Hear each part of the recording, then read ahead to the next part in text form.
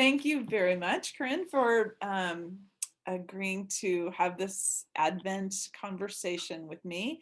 I would love for you first to share a little bit about um, your ministry context. What are you doing? How long you've been there, and the work that you're doing. All right. So those of you that don't know me, I'm Karin Feltman, and I'm actually from St. Margaret's in Lawrence Episcopal Church originally. And I've been in Nepal for 7 years. In January, it will be 7 years. I can't believe it's been that long. Yeah, it's crazy. And I came with the heart to fight human trafficking in whatever way that looked like. And I came to be the head of the Women at Risk initiative with the sending agency that I'm with.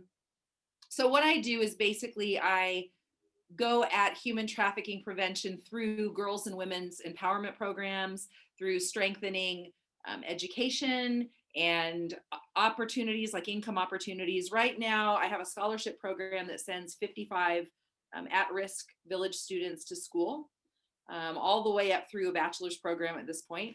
We just had our first student graduate with her bachelor's program, and she was the first girl or woman in the history of her village ever to go to college, much less graduate. So that's really exciting. And now she's starting to work in her village for the NGO that runs the scholarship program and helping us to administer that in her own village. So that's really exciting. Anyway, we have the scholarship program. I also have a women's group in the village of 8 women who sew washable, reusable, eco-friendly sanitary pad kits.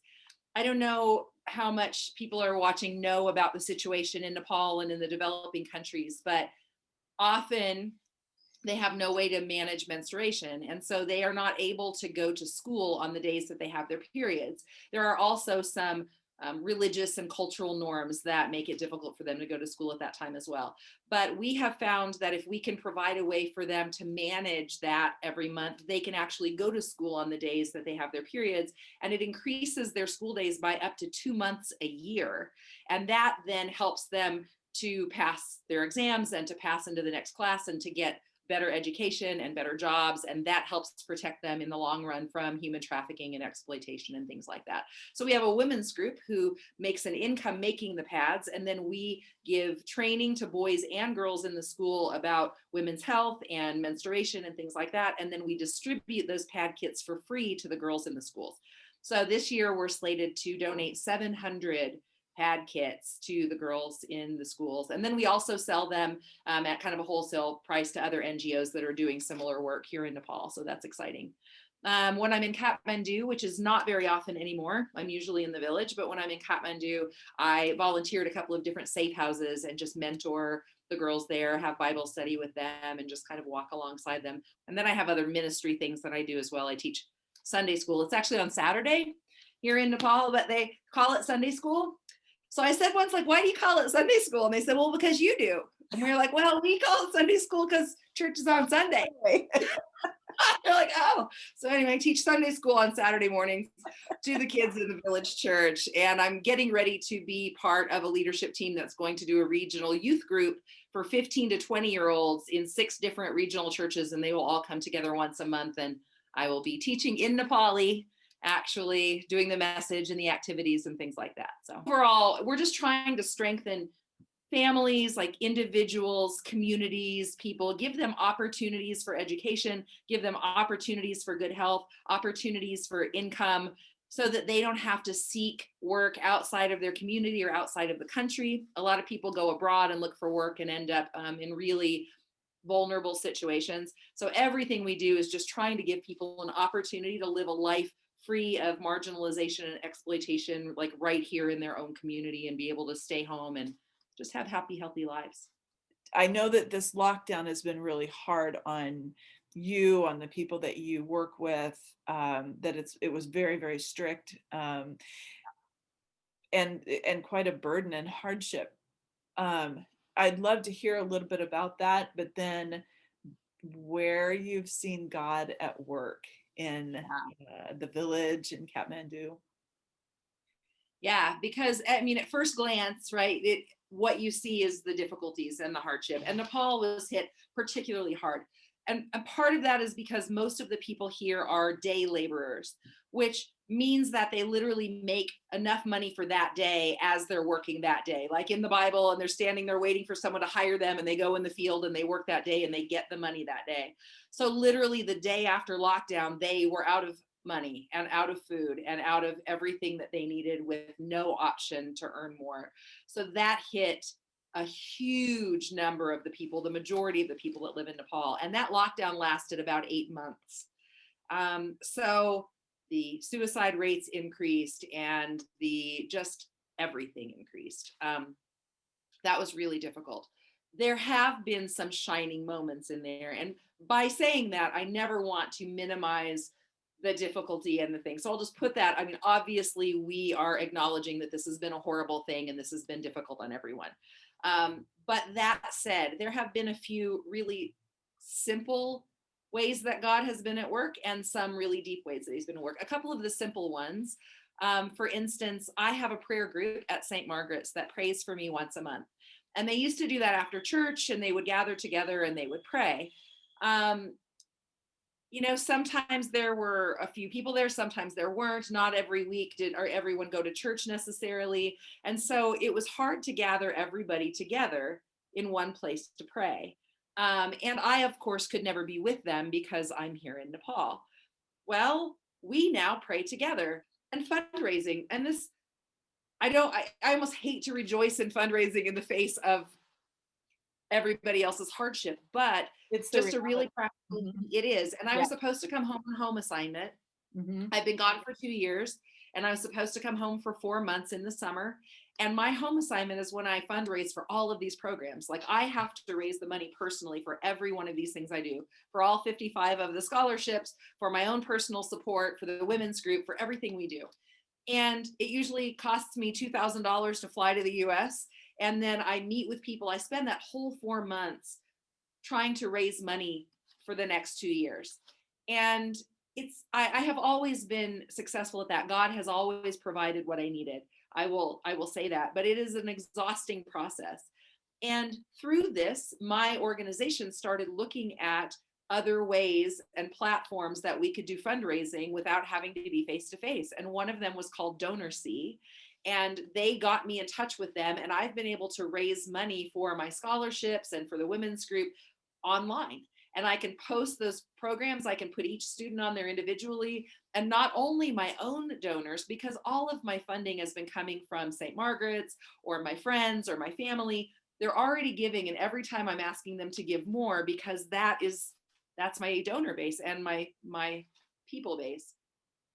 I have people I've never met, never seen, from all countries all over the world now, giving to these programs and these projects. And I have raised more money in the last 4 or 5 months for these projects than I probably raised in the 2 years before that. So that is another really simple way that God has just released the burden from me and the worry of not being able to go back. Now I want to move a little bit deeper than that. There's been some ways here in country, in Nepal, that God's been at work in some deeper ways, and more difficult ways.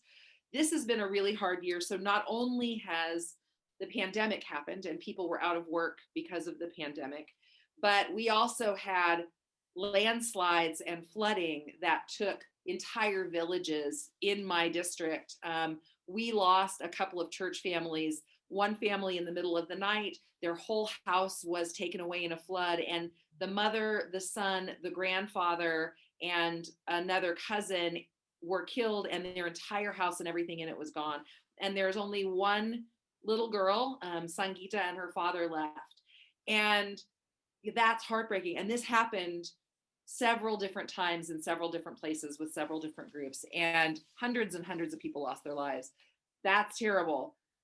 But it allowed God to use some of the other people in Nepal and in their areas to step up and serve them and meet them at their needs. And so that's been a really beautiful thing.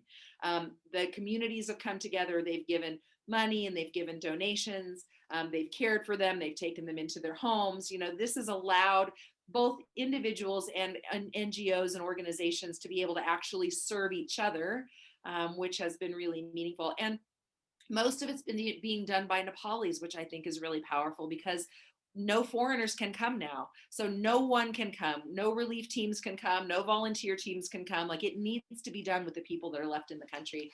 And I think that's had a really big impact. That's bridged a lot of gaps between the Hindus and the Christians in some ways. A lot of the groups that are doing the outreach are Christian groups. A lot of the people that were needing the help are not. There's been a lot of hostility between those groups, and this is helping to build a relationship and build that bridge. There's one story I want to tell in particular about this NGO that I came in contact with. My women's group actually donated 200 sanitary pad kits for them to give in their relief efforts. But the young man who started this NGO is blind. He was actually not blind from birth, but he was blind as a young child because of an illness. His brother is also blind. Both of the children in this family are blind. And interestingly, a lot of people have asked, where was the sin in their family? The Hindus think the same way, and this must be from something they've done in a past life, and is that why they're blind? I was actually able to share with him the story of Jesus healing the blind man and saying, neither his family nor him sinned. It's so God could show his glory through them and through their work. So they have started an NGO, a nonprofit group, who reach out to people with disabilities and other vulnerable people in need and serve them. They give them medical equipment, they give them food, they give them jobs if they can, they give them shelter. Every one of their staff members has a disability. And he said, growing up, all I heard was that disabled people drain the society. They take resources, they take things. It costs the community to serve. And he said, I wanted to show that we have a purpose and we can actually serve the community as disabled people. And so that was really lovely. The connection was just great. And they are doing beautiful, beautiful work here in Nepal. And I think that this has really been able to highlight their love and care for the community around them, and has helped them to reach out kind of even in greater areas than they would have before. So what's been your experience personally at, like, how have you dealt with all of this in such a strange place? You're by yourself, you're, you don't you can't binge watch Netflix or yes. Although in Kathmandu, I have a little more accessibility. So it helped me to actually get out of Kathmandu, because in Kathmandu, we really were locked down. Like, we weren't allowed to go outside. Yeah. And if you were allowed to go buy vegetables at the local vegetable stand, but it literally was supposed to be at the ones right by your house. You weren't supposed to go 2 blocks away to the grocery store. Like, you were allowed to be out and back in, and that was it.